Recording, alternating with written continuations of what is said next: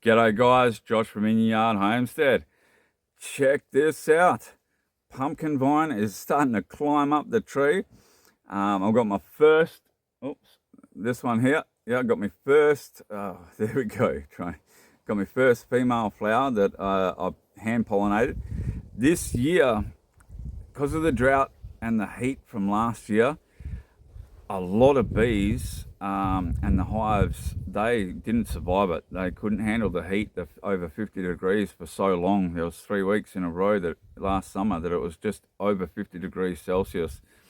Maximum was 52 degrees in this area. So yeah, but yeah, look at this. It's just growing nice and healthy.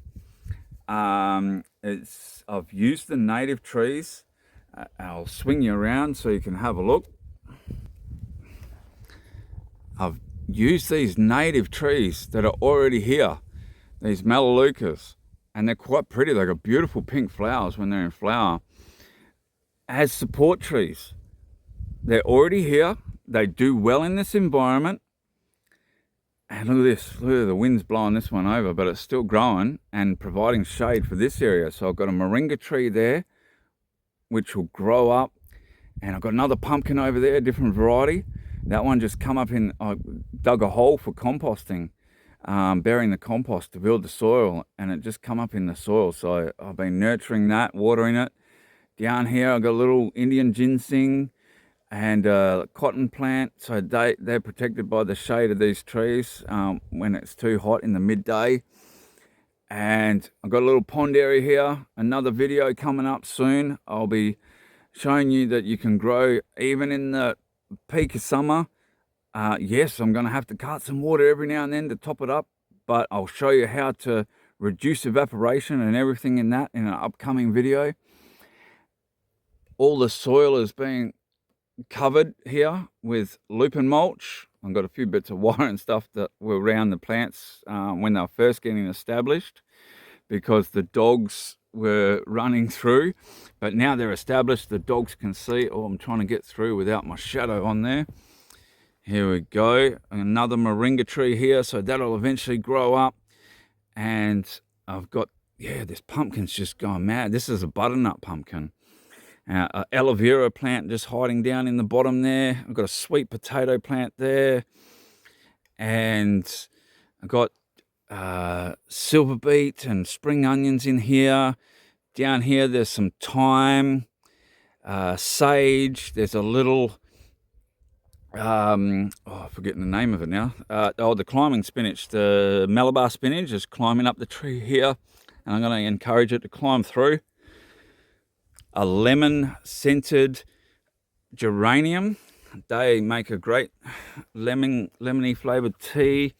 Also, the flowers are edible, and I've got some Italian parsley in there as well. That's also a good pest deterrent plant. And over the back of that there is a marjoram plant as well, another good pest deterrent plant. And I've got a orange Verna tomato. There's a really overripe one, I must have missed that one. And another moringa tree in this. I've got this beautiful eucalyptus tree that, when the cyclone quite a few years ago now came, it's blowing it over, and it's all shooting back up. So this is great for that after. It's going to block that afternoon sun and help keep this hut nice and cool in the afternoon, like when the worst part of the sun. And this area here, like, which is a mess at the moment, it's got all like firewood that I've cut up and got to cut up, and my ladder. Yeah, I'm gonna put some IBCs in here as wicking gardens with some shade over the top. A desmanthus growing over here, and I've got rosemary. And let's take a walk over here, actually. I've got rosemary, desmanthus, gumby, which is a pittosporum. That's a native. I grew that one by seed, that one. And it's doing really, really well. Yeah, desmanthus, great chop and drop. Yeah, that's what you want, support trees. And all this area here as well is going to be full of like support trees to start with, to build this soil. This side's not too bad because under here there's a bit of manure put down, some biochar, and then I've got the loosened mulch on top, not loosened, lupin mulch on top, and it holds the moisture. Like, look at that pumpkin, it's just cranking, it's doing well. Yeah, so this is a bit of an update on like, yeah, how everything's going here. The hut, you see, I've got the bigger water tank now. I've still got my IBCs as well. I do want to eventually get another water tank. That's my little drinking water tank there that was gifted from West Coast Poly tanks in Canning Vale. They gifted that to me. Thank you guys for that. It has been such a blessing. My smoker and all that's out of use at the moment. Well, we'll be using it. I've got a nice big ribeye steak I want to cook up in there. Saltbush, this is another great one. It's a great plant. We can eat it, use it in salads, cooking. It's a great chop and drop plant as well. Moringa tree, there's a bit of thyme in there. There's and see, I haven't even had to do some of the work here. God's just blessed me with some trees that have just come up naturally that can be great support trees to start with. I've got the shadow of me in the camera. So there's a couple of different varieties of melaleuca there. There's the paperbark and the frugrans or whatever it's called. There's another one over there, melaleuca, just there. And I've got some acacias over here, a couple of acacias, different varieties that have just come up like with the rain. And because I've helped, like, well, some of it I haven't even done anything with the soil, but some of it where it has come up, I've actually had the soil covered. I've used the weeds to chop and drop. I've got dragon fruit up along the fence here and on this tree. The ducks are no more, and we're going to be rebuilding that. Another video when it cools down. I've got my little nursery area, and this native bush here is it's flowering again. It's got beautiful purpley coloured flowers. The only reason I've left that there because it's pretty. Like when it gets right into summer, it'll look really awful and straggly, but that's okay. And it's a good chop and drop for biomass because it grows back strong, and even if you cut the root of the plant, it'll shoot up more plants. So it'll it's great for biomass. So use your native stuff that will help you out as well. This is a bit of a mess over here. I've got to do a big cleanup, but been doing a lot of building over the winter time, and so I've got a bit of stuff that's got to get taken away. And I've got my little wicking beds that need a bit of an update and revive. And the ginger's just starting to come back up in the pot here, and more stuff I've got to clean up. But yeah, I've got the IBCs here. That's the toilet and shower area, and I've got the front room now. I've got this big front room, which we'll get into another video on just the hut itself. Hey Tilly, there she is. Say hello to YouTube. Hey, you gonna say hello to YouTube? Yeah, good girl, Tilly. Good girl. So we're going on a bit of a tour. Yes, let's go back this way and we'll come back through here. Okay, this is a bit of a mess over here too, but like I said, been doing a lot. So yeah, all this stuff here is all this dead wood and stuff will be great for biochar when I can start a fire again. And we've got fences up now. I got blessed with a whole heap of fencing from a friend. So I've got good fences so the dogs can't just wander off and chase the roos on people anymore. This area here is, Mocha having to sleep in the holding pen. This is where I can hold the goats, like when I got a goat. But he's out having a nap in the shade out in the field at the moment. So yeah, there's another angle of the hut. Got a little solar street light there. That's been a great blessing. That has been a real blessing. Another water tank at the back here, and a few other bits. Oh, that's where I store my rubbish, so that's going to be a tip run soon. I can get the ute up right next to the hut now. Been making sure that I've got to put a little generator shed in here, so that could be another upcoming video for you guys.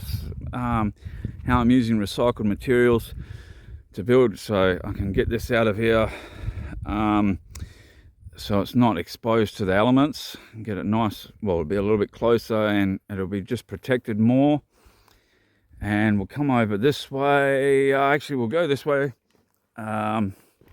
This area here in front, well, that's my drum, which I'll make my biochar. I've just got to chop that up a bit, make it smaller. But that will go into here. This area in front is going to be my little livestock garden, and around the side there, and maybe even on the other side, we'll make livestock garden, which is going to be help build the soil too with the chop and drop, and help feed the livestock. I've got a gate on now. I'm just going to step over this one, so mind the dodgy filming there while I get over. And I've got myself a little chicken shed now, instead of trying to crawl into the cave when I've had the cave chickens. Check out that video. I've got cave chickens or something. Can't remember the title, but when I first got here, I set up a little cave to make a little pen to protect the chickens. But now they've got a proper shed. I got my portable fence around this little bush area here. There's one of the girls over there, Rhode Islander Red.